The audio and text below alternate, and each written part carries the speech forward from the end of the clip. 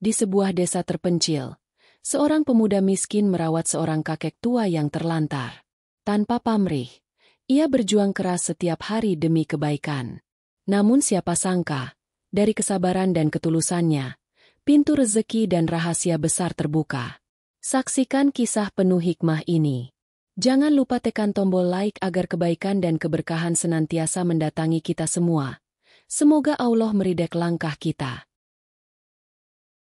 Fajar baru saja menyibak kabut tipis di desa kecil itu ketika Raffi keluar dari rumah reyotnya. Dinding bambu rumahnya sudah miring, atapnya bocor di sana-sini.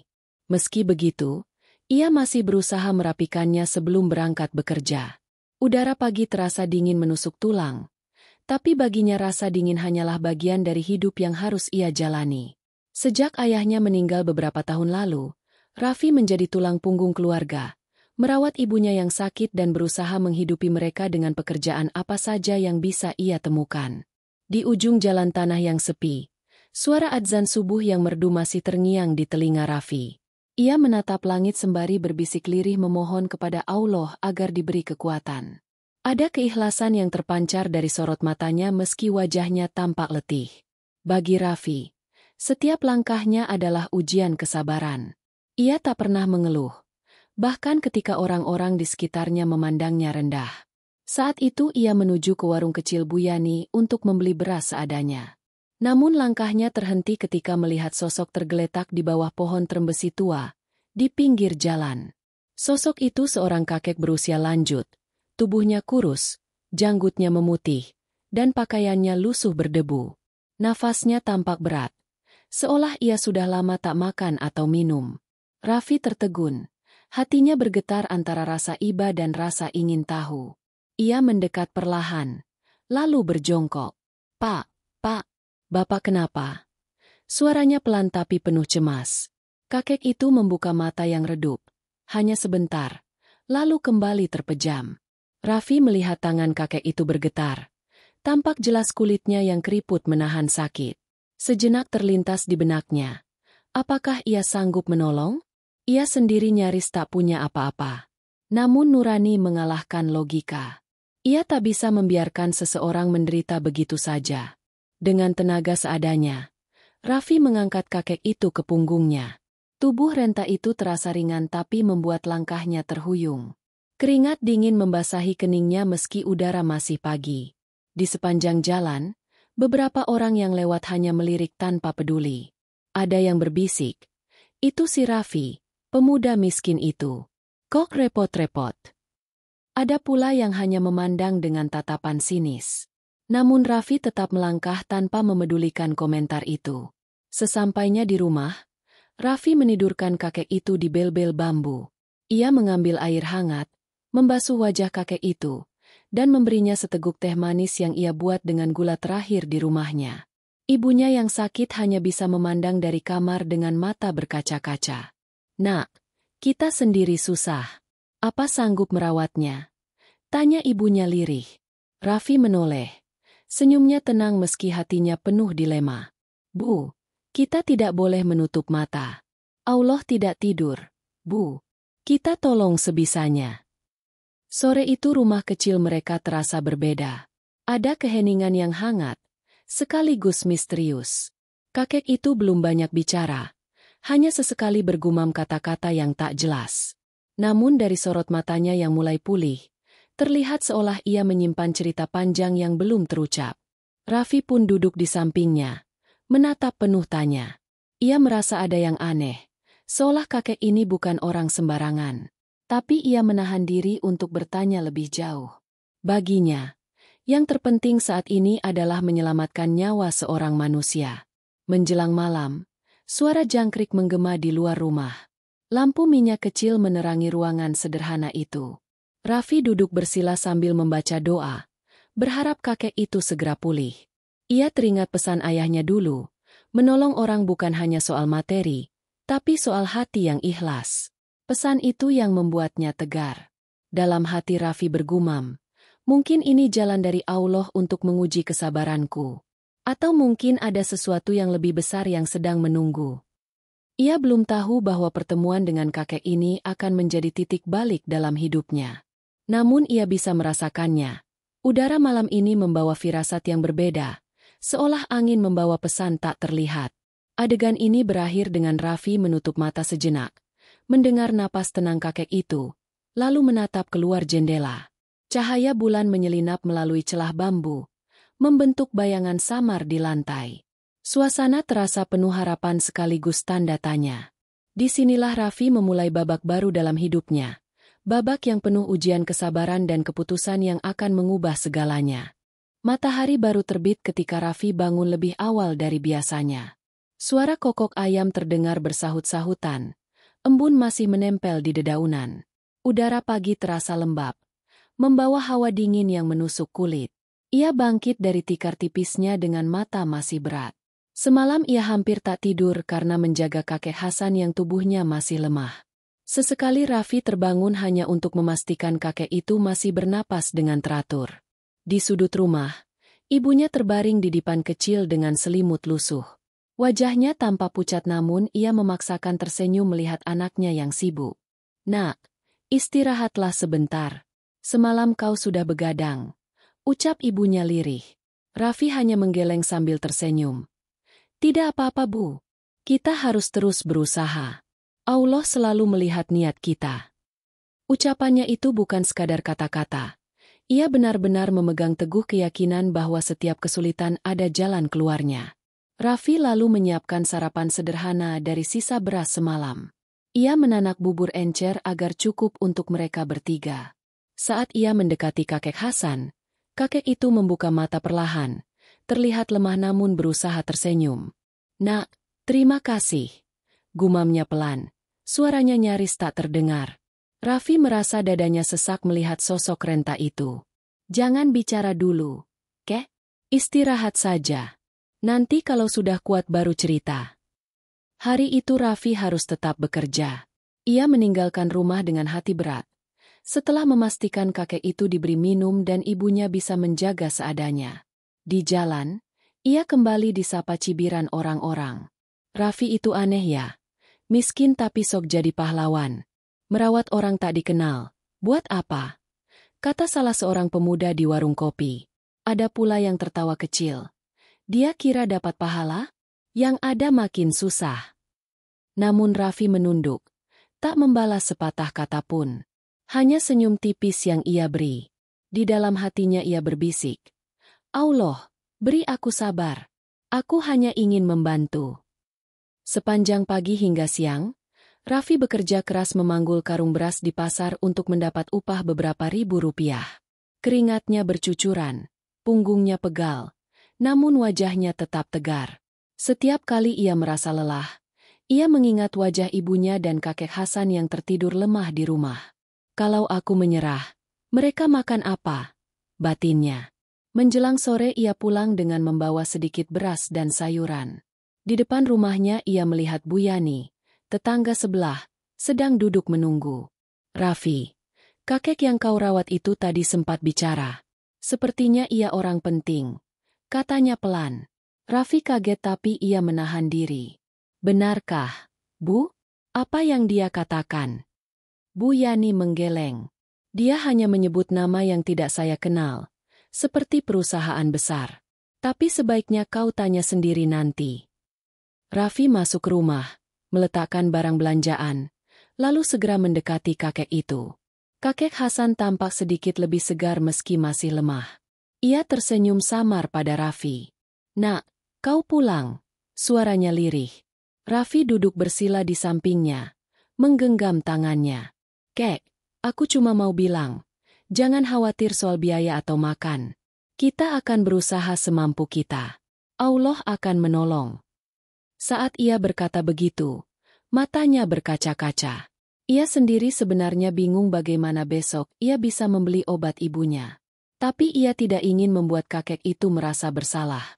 Malam hari tiba. Rumah itu hanya diterangi lampu minyak kecil. Suara jangkrik terdengar lebih keras dari biasanya. Raffi duduk di dekat jendela, memandang keluar. Hujan rintik mulai turun, membasahi tanah kering dan membawa aroma tanah basah yang khas. Di dalam kesunyian itu, ia merasakan percampuran emosi, lelah, cemas, tapi juga tenang karena ia tahu ia sudah berusaha.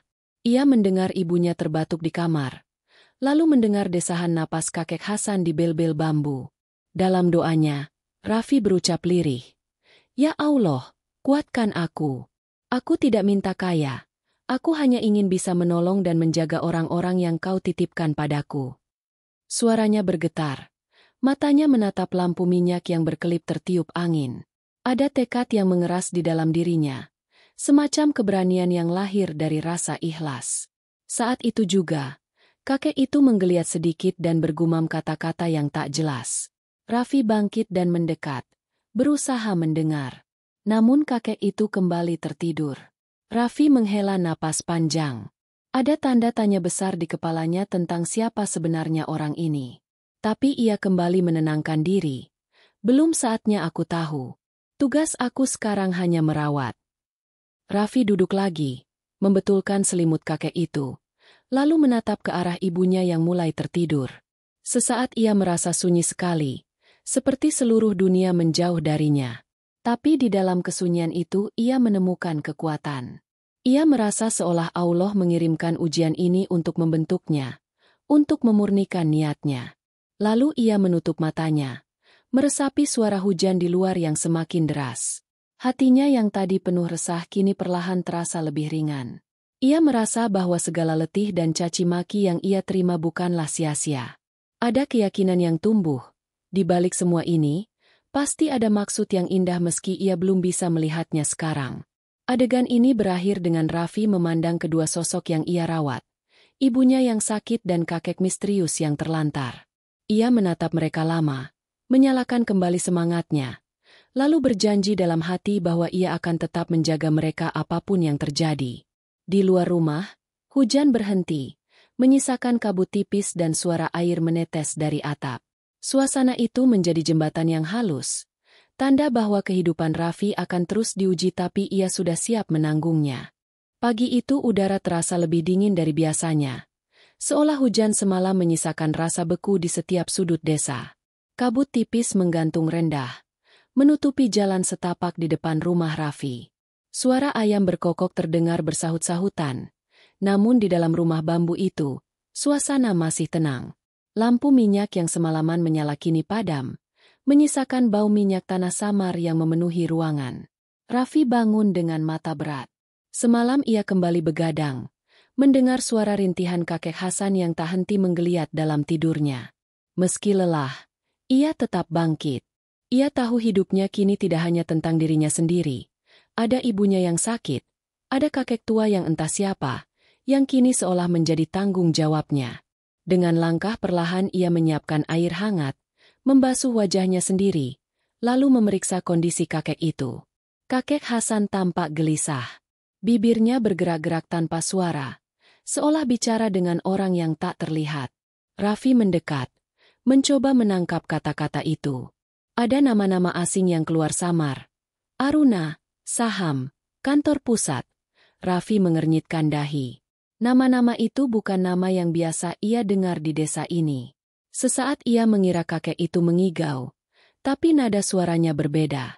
Seperti seseorang yang sedang meratap atas sesuatu yang penting. "Pak, tenang saja. Saya Raffi.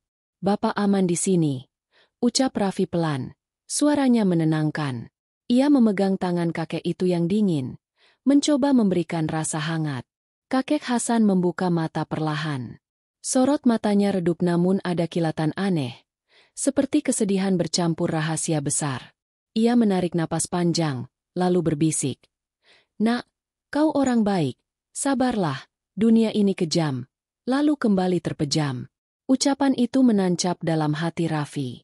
Ada rasa penasaran sekaligus gentar. Ia merasa seolah sedang menjaga seseorang yang membawa cerita jauh lebih besar dari kehidupannya sendiri. Namun ia menahan diri.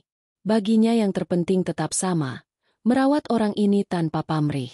Tapi di lubuk hatinya, ia mulai merasa ada benang merah yang belum ia pahami. Hari itu Raffi berusaha tetap bekerja seperti biasa. Ia pergi ke pasar dengan pikiran bercabang, terus memikirkan kata-kata kakek itu. Aruna, saham. Berulang kali ia gumamkan dalam hati. Setiap kali pundaknya terasa lelah memanggul barang, pikirannya kembali pada sosok kakek itu. Ada rasa aneh yang membuatnya ingin cepat pulang. Menjelang siang, ia kembali ke rumah lebih awal. Ibunya berkata lirih, "Nak, kakek itu sempat memanggil-manggilmu. Sepertinya ia ingin bicara sesuatu." Raffi langsung menuju bel-bel bambu. Kakek Hasan sedang duduk setengah bersandar, tampak lebih sadar daripada sebelumnya. Matanya menatap Raffi dalam-dalam. "Nak," suaranya serak namun jelas. "Ketahuilah, hidup ini bukan hanya tentang apa yang terlihat. Jangan mudah tergoda oleh janji manis. Kau punya sesuatu yang jauh lebih berharga." Kata-kata itu terputus oleh batuk panjang. Raffi buru-buru menuangkan air hangat dan membantu kakek itu minum. "Pelan-pelan, Kek. Istirahat saja dulu," ucapnya. Raffi merasakan hawa aneh di sekeliling mereka. Seperti ruangan yang sempit itu menyimpan cerita yang lebih besar daripada dindingnya. Kakek Hasan menatap lampu minyak yang redup, lalu berbisik lagi. "Aku dulu, pernah..." Sudahlah," ia menggeleng lemah. Raffi ingin bertanya lebih jauh tapi menahan diri. Hatinya bergetar, seolah sedang berdiri di tepi jurang rahasia besar yang siap menganga kapan saja. Malam pun datang lebih cepat dari biasanya. Langit mendung membuat desa gelap lebih awal. Lampu minyak dinyalakan, menebar cahaya kuning yang goyah diterpa angin. Raffi duduk bersila di dekat kakek itu, sementara ibunya tertidur lemah di kamar sebelah. Hujan belum turun, tapi udara terasa berat, membawa aroma tanah basah yang pekat. Dalam kesunyian itu, Raffi berdoa lirih, "Ya Allah, jika ini ujian, beri aku kesabaran. Jika ini petunjuk, beri aku pemahaman." Air matanya jatuh tanpa ia sadari. Ia menatap wajah kakek itu yang kini tampak lebih tenang. Ia sadar bahwa ia mulai terikat pada sosok ini, bukan hanya karena belas kasihan, tetapi karena ia merasa ada misi yang Allah titipkan padanya. Kakek Hasan kembali membuka mata. Kali ini tatapannya lebih lembut.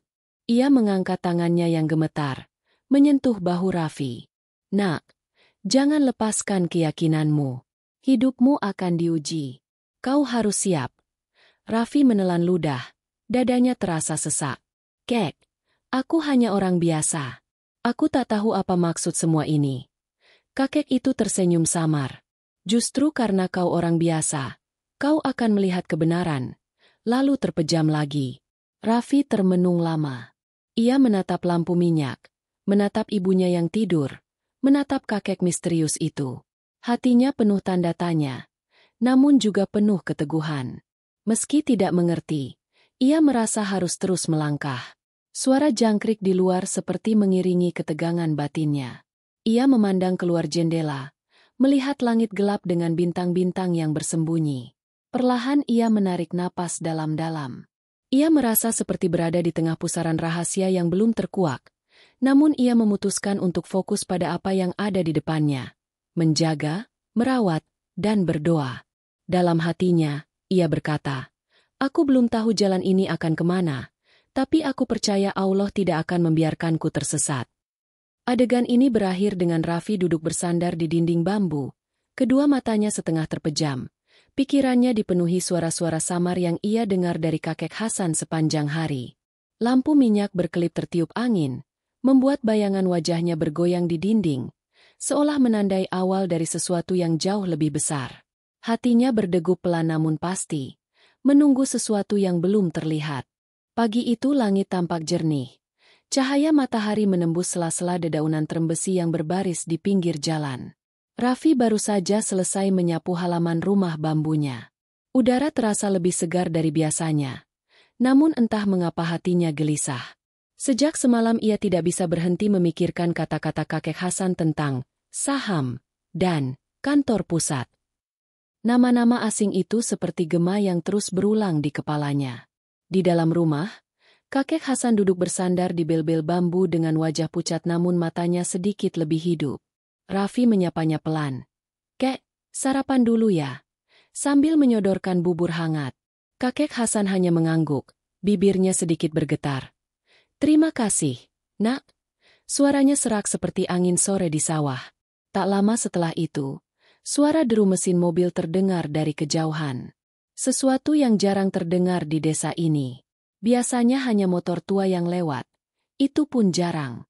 Raffi berhenti menyapu, menegakkan badan, menatap ke arah jalan. Debu mengepul, menandakan kendaraan besar mendekat. Jantungnya berdetak lebih cepat. Mobil hitam mengilap berhenti tepat di depan rumahnya. Mobil mewah itu kontras dengan jalan tanah yang berdebu. Dari dalam keluar seorang pria berjas rapi, bersepatu kulit hitam, dengan kacamata gelap. Wajahnya tegas namun tersimpan sesuatu yang sulit ditebak. Warga desa yang kebetulan lewat berhenti sejenak, memandang heran. Beberapa bahkan berbisik-bisik. Siapa itu? Orang kota ya? Pria itu melangkah mendekat dengan tenang. Raffi merasa keringat dingin membasahi tengkuknya meski matahari baru naik. Ia menatap pria itu dengan waspada namun sopan. "Selamat pagi. Ada yang bisa saya bantu?" Suaranya kaku. Pria itu membuka kacamata gelapnya, menatap Raffi tajam. "Namamu Raffi?"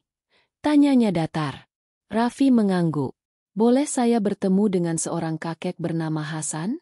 Saya mendapat informasi dia tinggal di sini." Raffi tertegun. "Bapak siapa?" Tanyanya hati-hati. Pria itu menarik napas dalam, lalu tersenyum tipis. "Nama saya Rendra. Saya bekerja di sebuah perusahaan. Bisa saya bertemu beliau?" Nada suaranya sopan namun tegas, seolah sudah terbiasa memimpin banyak orang. Raffi mempersilakan masuk. Dalam hati ia bertanya-tanya, bagaimana orang ini tahu tentang kakek Hasan?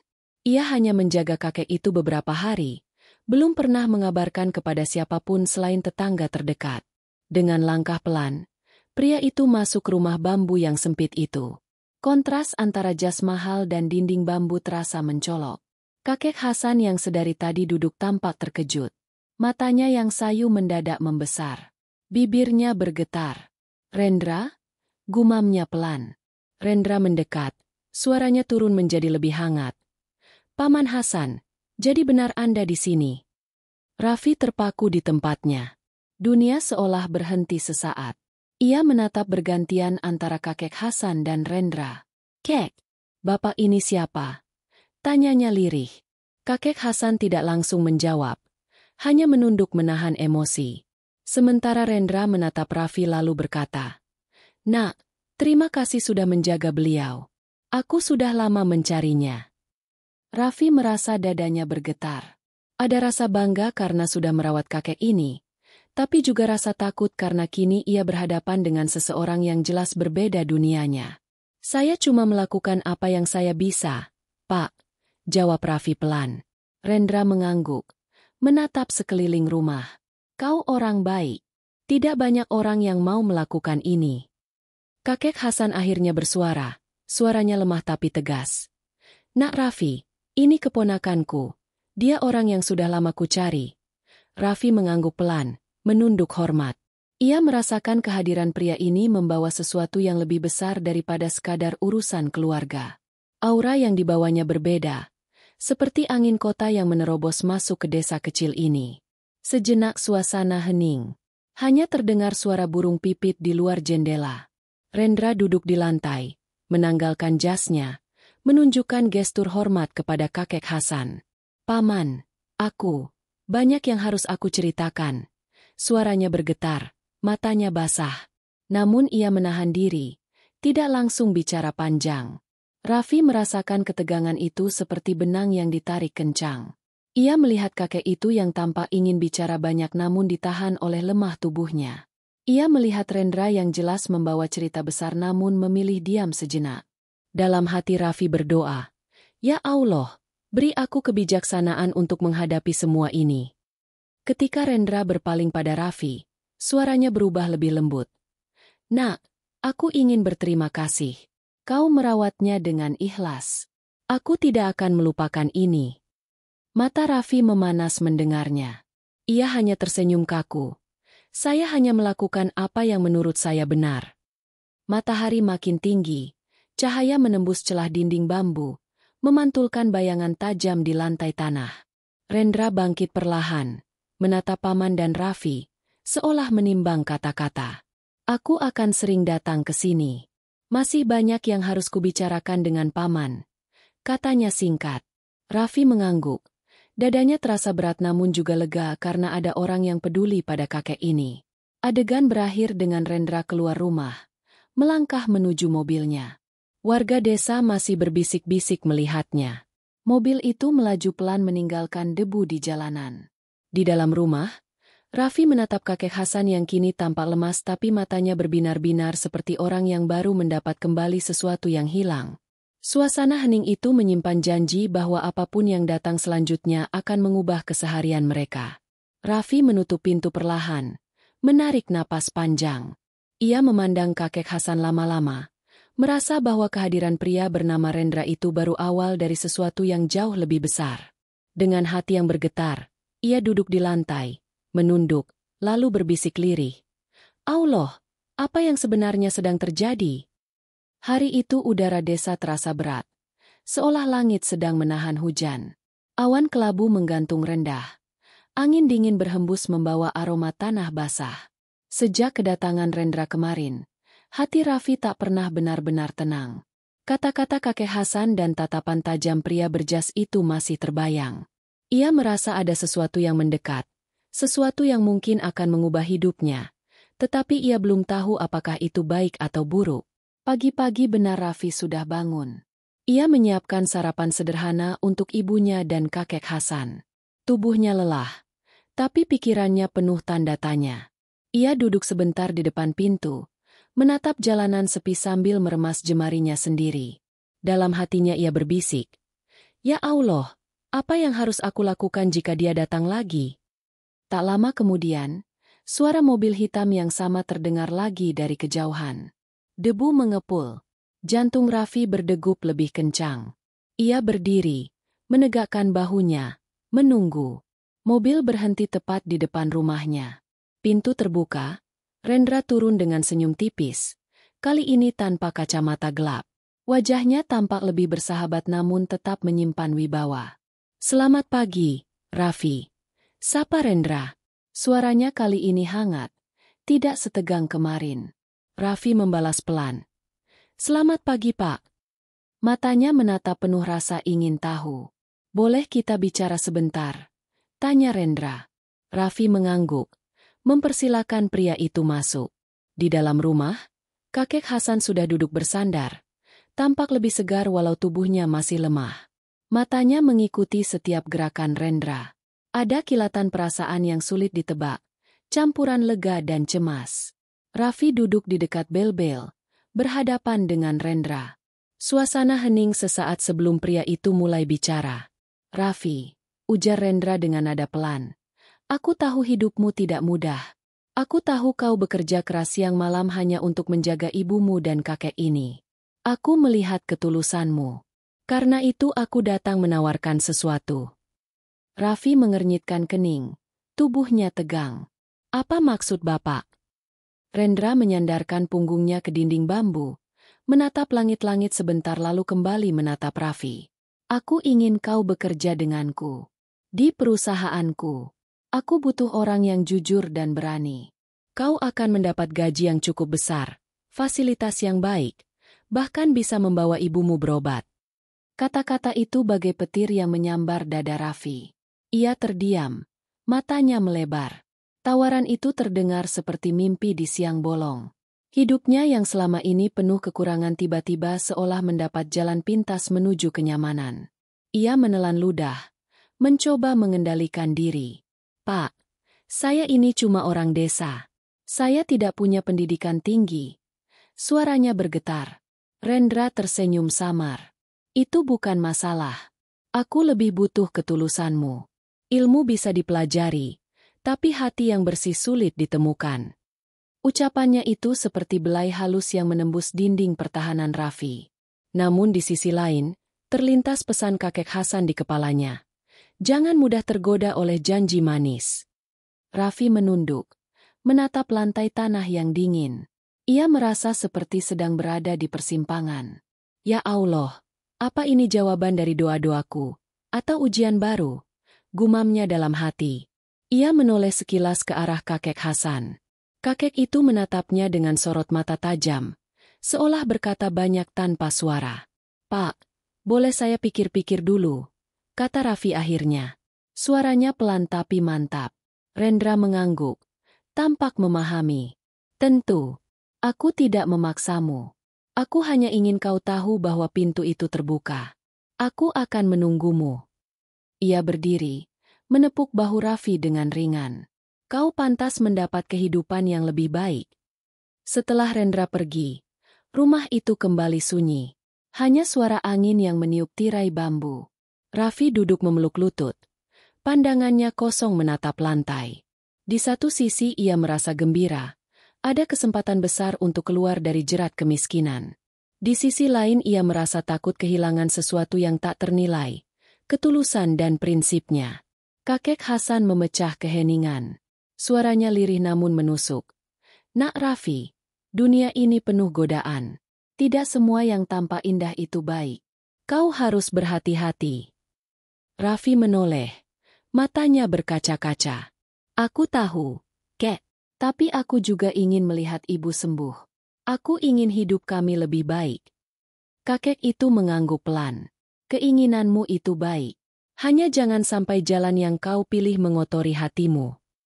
Ucapan itu membuat Raffi terdiam lama. Ia merasa seperti sedang menimbang dua beban besar di tangannya. Di luar, awan gelap semakin pekat. Suara guntur menggema di kejauhan. Hujan belum turun, tapi udara terasa semakin berat. Raffi lalu bangkit, menyalakan lampu minyak meski masih sore. Cahaya kuning redup itu memantul di wajahnya yang penuh kebimbangan. Ia mendekati ibunya, merapikan selimutnya, lalu kembali duduk di dekat kakek Hasan. Tangannya menggenggam gelas teh yang mulai dingin. Dalam hati ia berdoa lirih. "Ya Allah, jika ini jalan yang benar, tunjukkan padaku. Jika ini jebakan, lindungi aku." Air matanya jatuh, bercampur dengan rasa takut dan harapan. Ia memandang keluar jendela, melihat pepohonan bergoyang tertiup angin. Adegan ini berakhir dengan Raffi duduk di sudut rumah. Wajahnya separuh tertutup bayangan. Di luar, langit semakin kelabu. Angin bertiup kencang, menandai datangnya badai. Namun di matanya ada kilatan tekad, meski kecil, untuk mencari jawaban sebelum mengambil keputusan. Malam itu angin bertiup lebih kencang dari biasanya. Hujan yang sempat tertahan akhirnya turun dengan deras, menimpa atap rumah bambu hingga menimbulkan suara gemuruh yang menusuk telinga. Di balik suara alam yang riuh itu, rumah kecil Raffi menjadi pusat ketegangan. Lampu minyak berkelip-kelip, kadang meredup seolah hendak padam, membuat bayangan pada dinding bergerak seperti hantu masa lalu. Raffi duduk bersila di dekat kakek Hasan. Tangannya menggenggam gelas teh hangat, tapi bibirnya kaku, tak sanggup bicara. Sejak tawaran Rendra siang tadi, pikirannya tidak berhenti berputar. Sementara itu, kakek Hasan tampak gelisah. Sorot matanya bukan lagi sekadar redup karena sakit, tapi tajam penuh beban yang tertahan terlalu lama. "Kek," suara Raffi lirih memecah keheningan. "Aku masih belum mengerti semua ini. Siapa sebenarnya Pak Rendra? Dan kenapa Bapak terlihat seperti orang yang pernah mengenal masa yang jauh lebih besar?" Kata-kata itu keluar terbata, tapi penuh rasa ingin tahu. Kakek Hasan terdiam lama, menatap lantai tanah yang basah oleh tetesan hujan yang bocor dari atap. Ia menarik napas panjang, lalu menghembuskannya berat. "Nak," suaranya serak, bergetar. "Aku bukan orang biasa seperti yang kau kira. Aku dulu hidup di dunia yang berbeda dengan desa ini. Dunia penuh cahaya, harta, dan kekuasaan. Tapi juga dunia penuh tipu daya." Raffi menelan ludah. Jantungnya berdetak lebih cepat. Kakek Hasan melanjutkan dengan suara parau. "Aku pendiri awal sebuah perusahaan besar yang kau dengar dari mulut Rendra. Perusahaan itu dulu kubangun dari nol dengan kerja keras, keringat, dan doa. Aku ingin usahaku membawa manfaat bagi orang banyak. Tapi, orang-orang yang kupercayai mengkhianatiku. Mereka mengambil alih perusahaan itu, menyingkirkanku, membuatku jatuh miskin dan terlunta-lunta." Suara kakek itu pecah, matanya berkaca-kaca. Raffi tercekat. Ia memandang wajah keriput itu dengan rasa hormat yang tiba-tiba membesar. Selama ini ia mengira kakek itu hanya seorang gelandangan tua yang tersesat. "Kek," ucapnya pelan. "Kenapa Bapak tidak melawan? Kenapa sampai jadi seperti ini?" Kakek Hasan tersenyum getir. "Nak, dunia tidak selalu adil. Kadang kita kalah bukan karena lemah, tapi karena kita memilih jalan yang tidak mencelakakan orang lain. Aku memilih mundur daripada melihat lebih banyak orang terluka. Tapi aku tidak pernah berhenti berdoa pada Allah agar kebenaran suatu hari terungkap."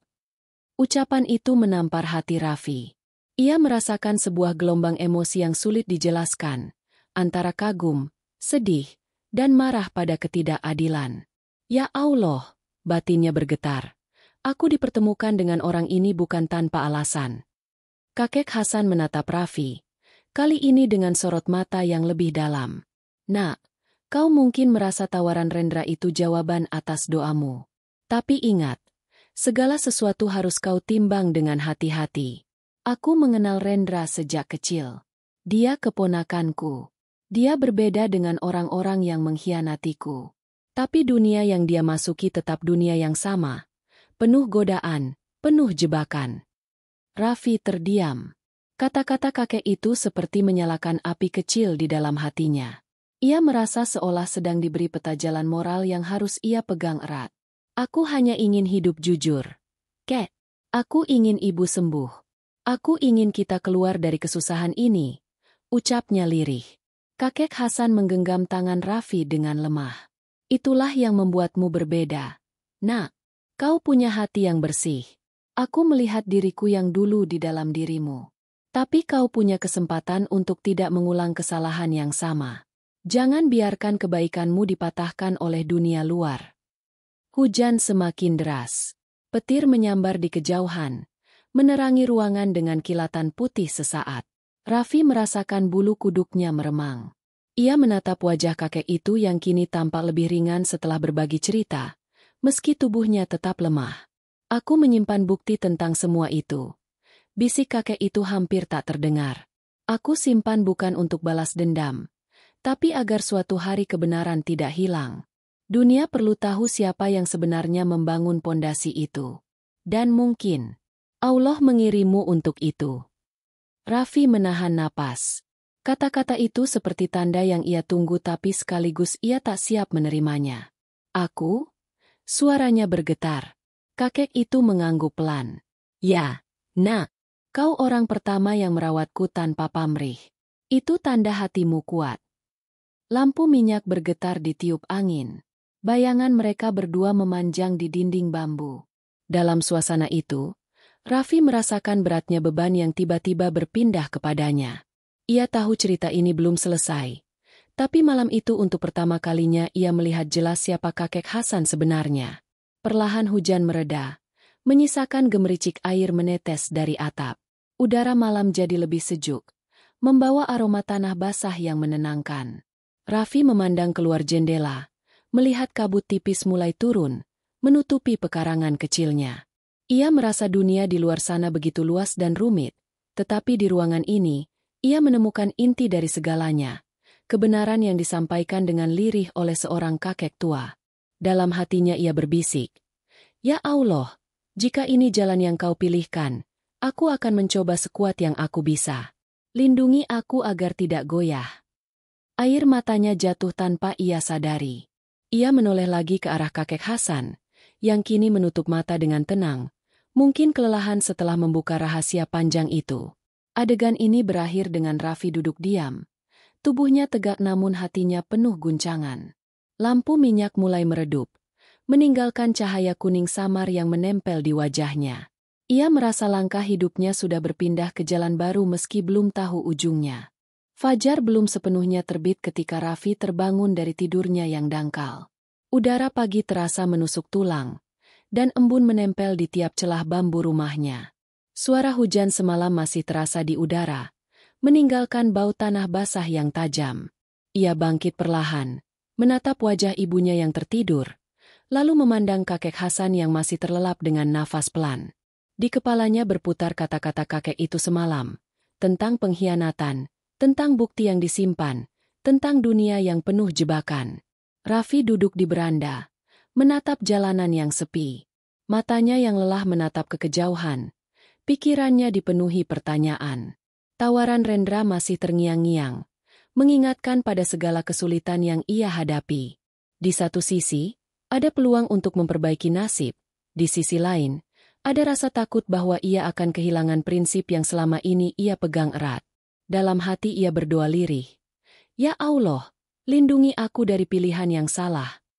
Tak lama kemudian, suara mobil hitam itu kembali terdengar dari kejauhan.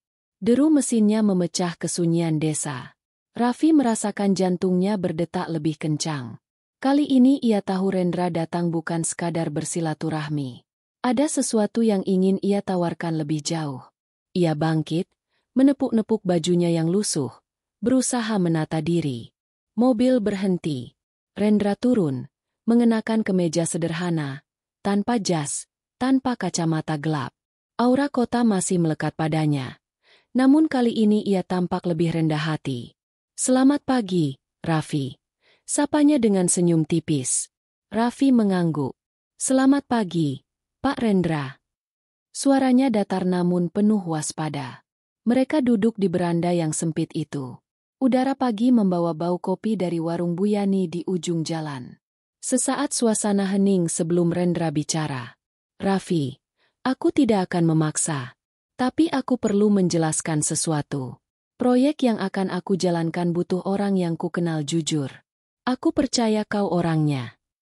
Ia berhenti sebentar, menatap wajah Raffi. Tapi proyek ini tidak mudah.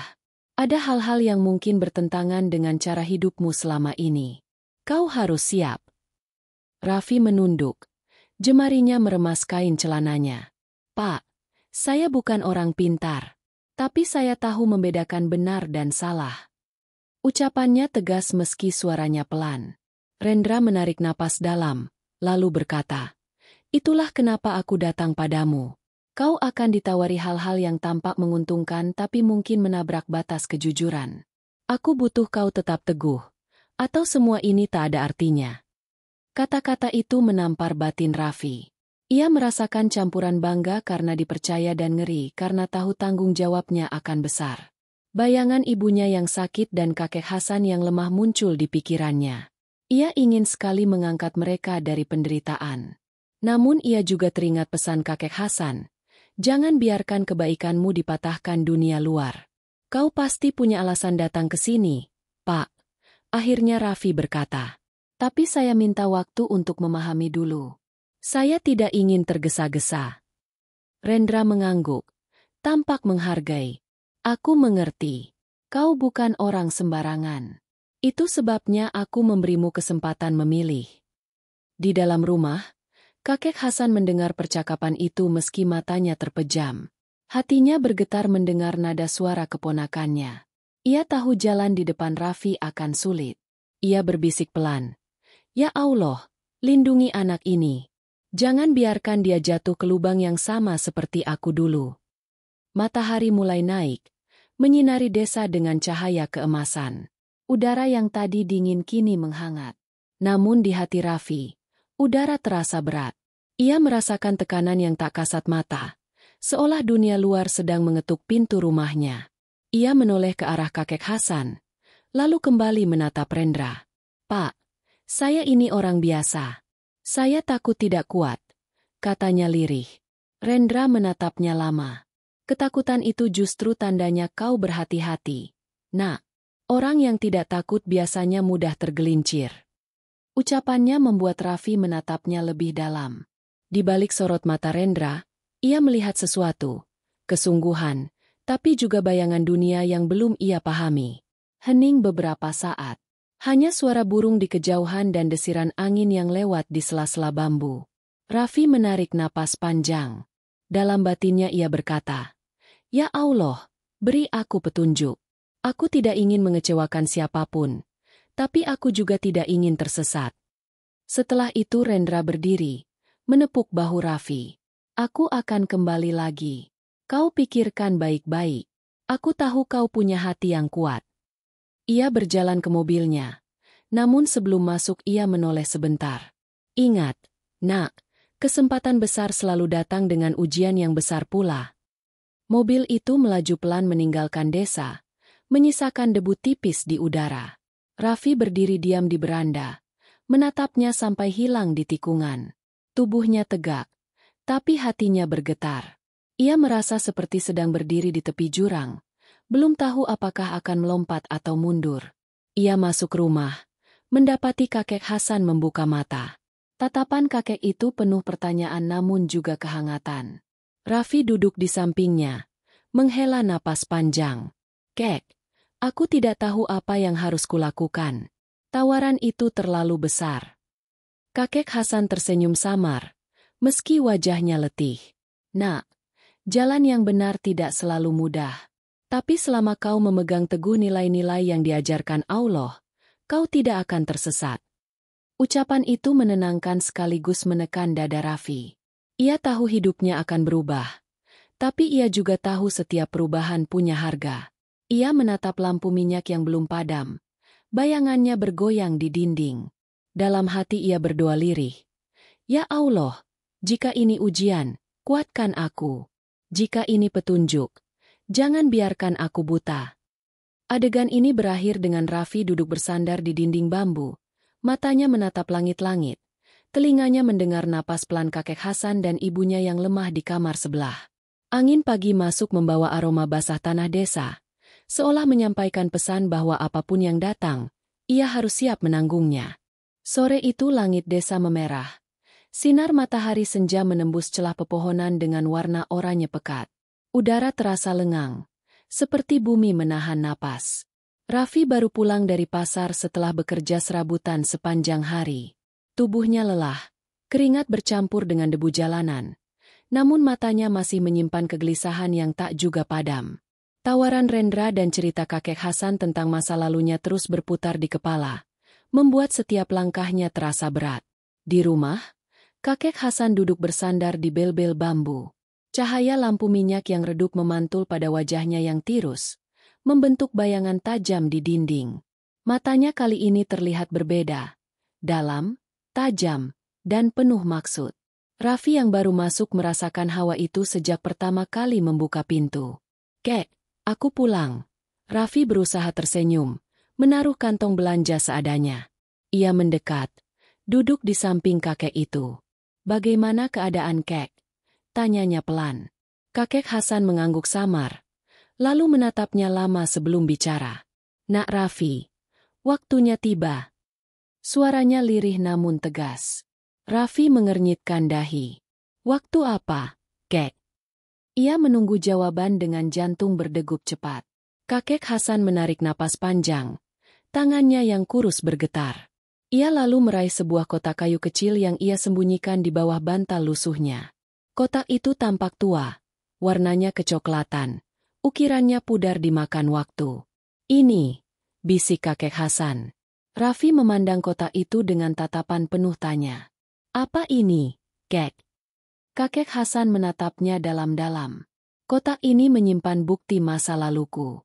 Semua yang kuceritakan padamu bukan sekadar kata-kata. Di dalamnya ada dokumen kepemilikan asli perusahaanku. Aku menyimpannya selama bertahun-tahun, menunggu waktu yang tepat untuk menyerahkannya. Dan aku percaya, waktunya sekarang. Raffi tercekat. Tangannya hampir gemetar ketika menerima kotak itu. Rasanya berat bukan karena ukurannya, melainkan karena beban yang terkandung di dalamnya. Kek, kenapa saya? Suaranya nyaris tak keluar. Kakek Hasan tersenyum samar, matanya berkaca-kaca. Nak, aku sudah jatuh terlalu jauh untuk bangkit sendiri. Aku tidak punya siapa-siapa lagi. Kau datang dengan ketulusan, tanpa meminta imbalan. Aku melihat ketulusan itu, seperti aku melihat diriku dulu sebelum dunia menggerogoti hatiku. Kotak ini bukan sekadar dokumen. Ini amanah. Kata, amanah. Itu menusuk hati Raffi. Ia menatap kotak itu lama. Matanya basah. Dalam hatinya ia berbisik. Ya Allah, kenapa semua ini diberikan padaku? Aku hanyalah orang biasa. Kakek Hasan menyentuh bahunya. Karena justru orang biasa yang bisa menjaga sesuatu yang luar biasa. Suasana hening. Hanya suara jangkrik di luar jendela dan hembusan angin senja yang menyingkap tirai bambu. Cahaya lampu minyak berkelip, memantul pada ukiran kotak kayu. Raffi merasakan beban itu menekan dadanya. Kek, aku tidak tahu apa yang harus kulakukan. Aku takut. Kakek Hasan tersenyum getir. Takut itu wajar. Nak, justru dengan rasa takut itu kau akan berhati-hati. Tapi jangan biarkan ketakutan membuatmu diam. Ada kebenaran yang harus muncul ke permukaan. Jangan buru-buru mengambil keputusan. Dengarkan kata hatimu. Berdoalah pada Allah. Kau akan menemukan jalan. Ucapan itu menenangkan sekaligus menghentak batin Raffi. Ia merasakan semacam energi baru. Seperti pintu masa lalu kakek itu kini terbuka di hadapannya. Ia membuka sedikit kotak itu, melihat tumpukan kertas bersegel tua, sertifikat kepemilikan, dan beberapa foto hitam putih kakek Hasan di masa muda, berdiri di depan gedung megah bersama orang-orang bersetelan resmi. Pemandangan itu membuat Raffi terhenyak. Ia benar-benar menyadari betapa besarnya dunia yang dulu dimiliki kakek Hasan. Air mata mengalir di pipinya. Ia menutup kotak itu kembali, memeluknya erat. Kek, saya tidak tahu apakah saya mampu. Suaranya pecah. Kakek Hasan menggeleng pelan. Nak, kau tidak harus langsung mampu. Kau hanya perlu menjaga. Sisanya, biarkan waktu dan Allah yang atur. Senja berubah menjadi malam. Cahaya oranye berganti dengan gelap yang perlahan turun, menyelimuti desa. Lampu minyak kini menjadi satu-satunya sumber cahaya. Udara malam masuk membawa hawa dingin, membuat mereka berdua menggigil ringan. Namun di antara dingin itu, ada semacam kehangatan yang lahir dari kepercayaan yang diberikan. Raffi duduk lama memandangi kotak itu. Pikirannya bercampur aduk. Ia teringat tawaran Rendra. Ia teringat doa-doanya selama ini. Ia teringat cibiran orang-orang desa. Semua itu kini seperti benang-benang yang terhubung menuju titik ini. Dalam hati ia berdoa lirih. Ya Allah, jika ini tugas darimu, tunjukkan jalan yang benar. Jangan biarkan aku mengkhianati amanah ini. Kakek Hasan menutup mata. Wajahnya tenang meski tubuhnya lemah. Nak, jangan takut. Kau tidak sendiri. Ada kekuatan yang lebih besar dari kita yang akan menjaga kebenaran. Suaranya hampir seperti bisikan angin malam yang merasuk relung hati. Adegan ini berakhir dengan Raffi duduk bersila di lantai, kotak kayu di pangkuannya, menatap kakek Hasan yang tertidur dengan damai.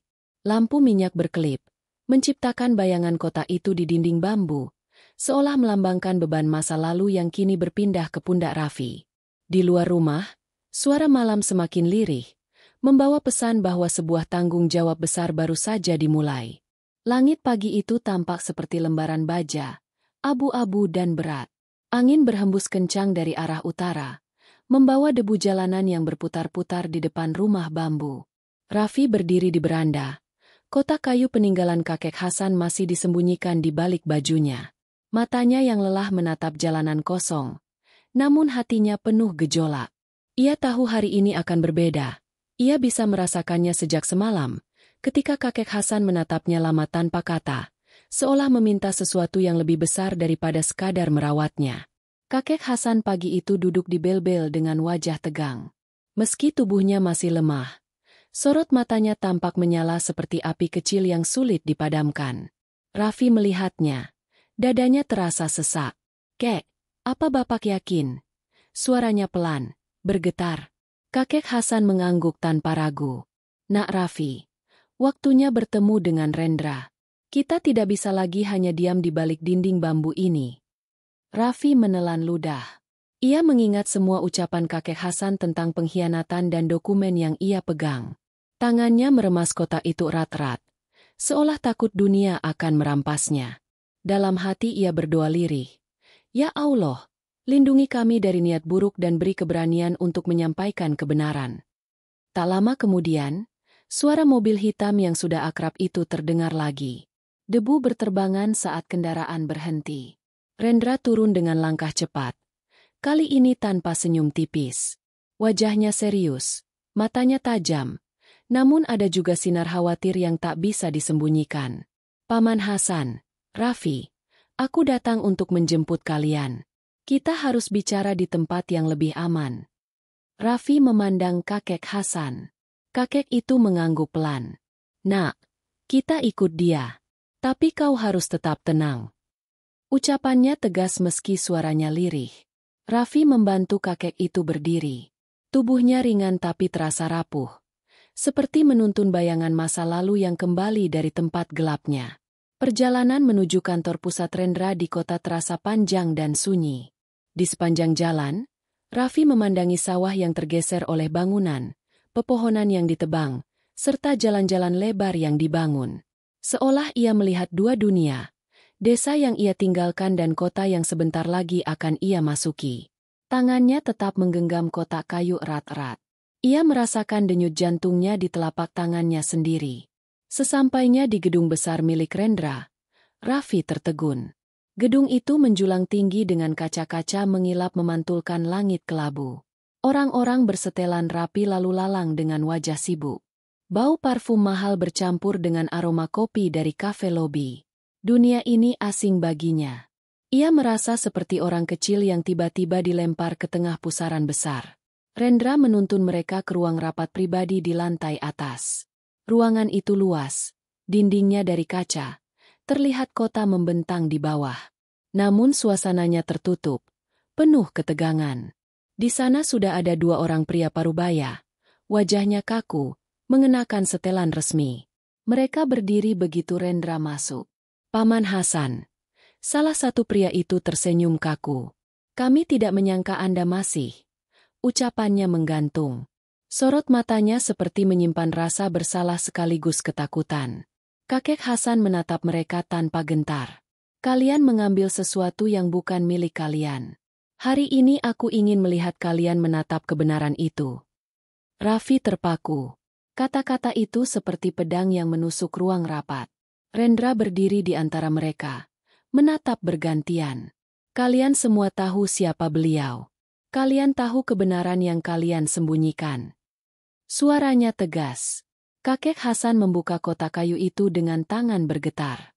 Ia mengeluarkan dokumen-dokumen penting, meletakkannya di atas meja kaca. Segel resmi, tanda tangan lama, sertifikat kepemilikan. Semua itu kini terpampang di depan mata orang-orang yang dulu mungkin ikut merampasnya. Wajah mereka berubah pucat.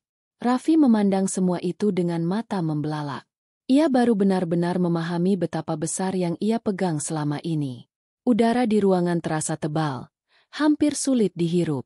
Ia mendengar detak jantungnya sendiri, mendengar tarikan napas berat kakek Hasan, mendengar keheningan yang lebih bising daripada suara apapun. Selama ini kalian pikir aku mati, hilang, atau lupa. Aku hanya menunggu waktu yang tepat. Suara kakek Hasan bergetar namun penuh wibawa. Dan waktu itu datang ketika Allah mempertemukanku dengan pemuda ini. Ia menoleh pada Raffi. Matanya penuh rasa terima kasih. Salah satu pria parubaya itu berusaha bicara. Paman Hasan, ini semua bisa kita bicarakan baik-baik. Tapi suaranya goyah. Rendra memotong. Kalian akan bicara, tapi tidak lagi dengan kebohongan. Hari ini aku ingin mendengar kebenaran. Raffi berdiri di samping kakek Hasan, meski lututnya gemetar. Ia merasakan energi besar yang tak kasat mata memenuhi ruangan.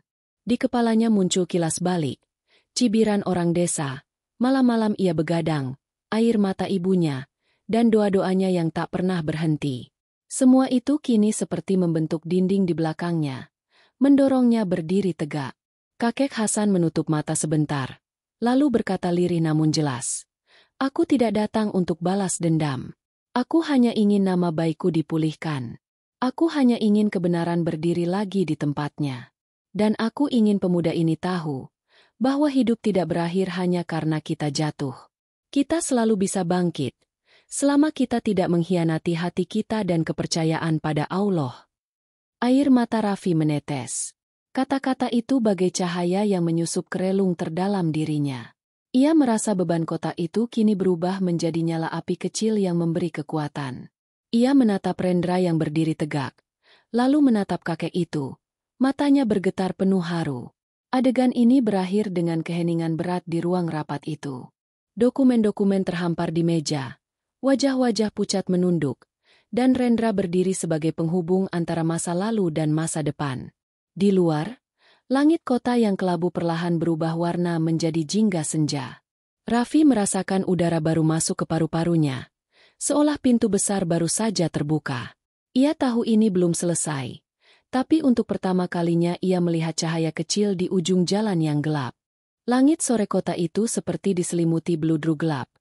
Awan menggantung berat menahan hujan. Dari jendela kaca gedung tinggi, lampu-lampu kota mulai menyala. Terlihat seperti bintang yang jatuh ke bumi. Raffi berdiri di sudut ruang rapat itu. Dadanya naik turun. Tangannya masih memegang kotak kayu warisan kakek Hasan. Suasana di ruangan masih tegang sejak dokumen-dokumen itu dikeluarkan. Para pria berjas tampak pucat. Beberapa menunduk. Beberapa saling pandang dengan mata penuh kecemasan. Kakek Hasan duduk di kursi besar di ujung meja. Napasnya pelan tapi teratur. Sorot matanya menyapu setiap wajah yang pernah mengkhianatinya. Rendra berdiri tegak di sampingnya. Tatapannya keras seperti batu. Raffi sendiri merasakan detak jantungnya seperti genderang perang. Keringat dingin membasahi telapak tangannya. Ia tahu sesuatu sedang memuncak. Kakek Hasan membuka suara dengan lirih namun tegas. Hari ini aku hanya ingin satu hal, kebenaran dipulihkan. Aku tidak meminta harta. Aku tidak meminta balas dendam. Aku hanya ingin nama baikku kembali, dan orang-orang tahu siapa yang sebenarnya membangun semua ini. Kata-kata itu mengguncang ruangan. Salah satu pria berjas yang duduk di seberang meja akhirnya berbicara dengan suara gemetar. Paman Hasan, kami tidak menyangka kau masih hidup. Semua ini akan kami selesaikan. Ia menunduk dalam. Wajahnya merah padam. Yang lain mencoba menyela. Namun suara mereka tertelan oleh tekanan udara ruangan itu. Rendra melangkah maju, suaranya berat. Tidak cukup hanya menyelesaikan. Kalian harus mengakui. Kalian harus mengembalikan apa yang telah kalian ambil. Ia menatap mereka tajam. Ini bukan sekadar dokumen. Ini soal kehormatan. Raffi yang berdiri di sudut mencoba menelan semua kenyataan yang terjadi. Di satu sisi ia melihat betapa besarnya pengkhianatan yang pernah terjadi pada kakek Hasan.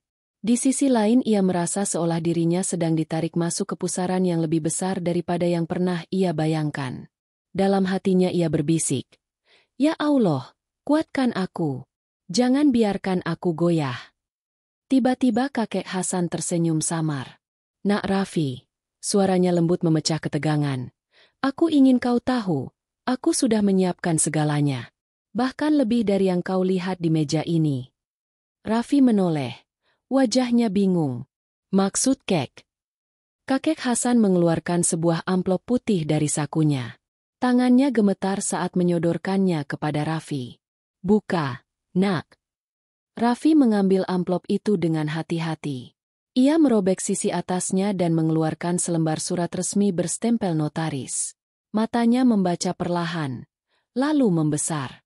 Di surat itu tertulis bahwa seluruh saham dan hak kepemilikan kakek Hasan telah diwariskan atas nama Raffi sejak beberapa waktu lalu. Surat itu sudah ditandatangani dan disahkan secara hukum. Raffi terpaku. Tangannya bergetar hebat. Dadanya seolah berhenti berdetak. Kek, ini. Suaranya pecah. Kakek Hasan menatapnya dengan mata penuh kasih. Nak, aku melihat ketulusanmu sejak pertama kali kau merawatku. Aku tahu aku tidak punya banyak waktu. Aku tidak ingin harta ini jatuh ke tangan yang salah lagi. Aku percaya padamu. Air mata Raffi jatuh deras. Rasanya tak sanggup memikul beban itu. Kek, saya hanya pemuda desa. Saya tidak pantas. Kakek Hasan tersenyum tipis. Justru karena itu kau pantas. Orang yang merasa tidak pantas biasanya lebih berhati-hati. Ingat, ini bukan soal kemewahan, ini soal amanah. Aku yakin kau akan menggunakannya dengan benar. Rendra menatap adegan itu dengan wajah yang sulit dibaca. Ada kilatan terkejut, tapi juga bangga. Ia maju, menepuk bahu Raffi. Paman benar, nak. Dunia ini butuh orang seperti kau. Ruangan itu hening. Para pria berjas kini benar-benar menunduk. Beberapa terlihat menitikan air mata. Dokumen-dokumen, kotak kayu, dan surat warisan itu kini seperti simbol dari kebenaran yang akhirnya terungkap setelah sekian lama terkubur. Raffi memandang kakek Hasan lama-lama. "Kek, aku janji. Aku tidak akan biarkan ini mengotori hatiku. Aku akan tetap ingat siapa diriku. Aku akan gunakan ini untuk kebaikan." Suaranya bergetar namun tegas. Kakek Hasan mengangguk pelan. Matanya berkaca-kaca. "Itu saja yang kuinginkan." Tiba-tiba kakek Hasan menutup mata. Napasnya melambat. Raffi panik. Kek. Ia mengguncang bahu kakek itu. Rendra mendekat, memegang tangan pamannya. "Paman." Suaranya berat. Dalam keheningan itu, kakek Hasan menghembuskan napas panjang terakhirnya. Wajahnya tenang, bibirnya tersenyum tipis. Air mata Raffi pecah, jatuh tanpa henti. Ruangan itu sunyi seolah waktu berhenti. Rendra menunduk. Matanya juga basah. Para pria berjas berdiri, menundukkan kepala dengan hormat. Dalam kesedihan itu, Raffi merasakan sesuatu. Bukan hanya kehilangan, tetapi juga kelahiran tanggung jawab baru. Ia memeluk kotak kayu dan surat warisan itu erat-erat. Dalam hatinya ia berbisik, "Ya Allah, terima kasih telah mempertemukanku dengan orang ini. Aku bersaksi atas kebaikannya. Aku berjanji akan menjaga amanah ini." Lampu-lampu kota di luar jendela berkelip, seolah ikut menyaksikan janji itu. Ruangan itu kini dipenuhi kehangatan aneh, seperti kepergian kakek Hasan meninggalkan cahaya yang tak terlihat. Raffi menghapus air matanya, lalu berdiri tegak. Ia menatap Rendra. Matanya kini tidak lagi ragu. Adegan ini berakhir dengan Raffi yang berdiri di tepi jendela kaca, memandang kota yang gemerlap namun terasa hampa. Di tangannya ada kotak kayu dan surat warisan. Di dadanya ada doa yang terus mengalir. Udara malam berhembus masuk, membawa aroma hujan dan kesedihan, namun juga semangat baru. Ia tahu hidupnya tidak akan pernah sama lagi, tapi ia juga tahu hatinya telah ditempa oleh ujian dan doa.